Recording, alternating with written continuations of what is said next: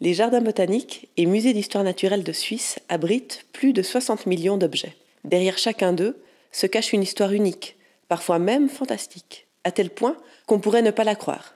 Faites-vous votre propre opinion. L'histoire qui suit est-elle vraie ou totalement inventée?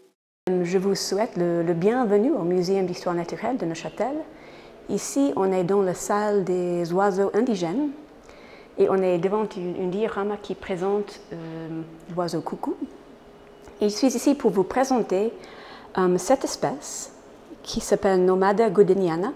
C'est une abeille coucou. On est ici devant ce diorama avec l'oiseau coucou parce que le comportement de cette abeille est très semblable au oiseau coucou.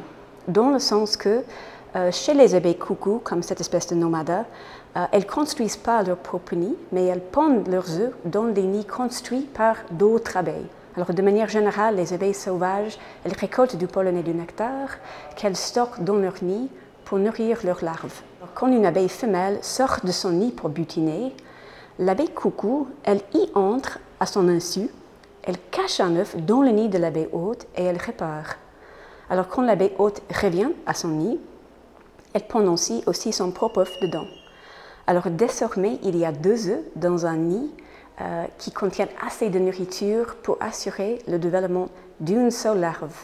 Alors, qui survit, le coucou ou l'abeille hôte? C'est très intéressant, mais la larve de l'abeille hôte, elle est très passive et elle est très docile. Mais la larve de l'abeille coucou, elle est extrêmement agressive et elle est armée avec des mandibules qui sont pointus et en forme de faucille. Et la larve du coucou, elle utilise ses mandibules pour tuer la larve de l'hôte. Et c'est le coucou, la larve de cette abeille-là, qui se développe au stade adulte dans le nid de l'abeille hôte. Vous en pensez quoi? Est-ce que c'est une histoire vraie ou une histoire fausse? Jouez avec nous et découvrez d'autres histoires incroyables sur le site fantasticstories.ch. Vous pouvez aussi nous rencontrer lors de la journée des collections d'histoire naturelle. À bientôt!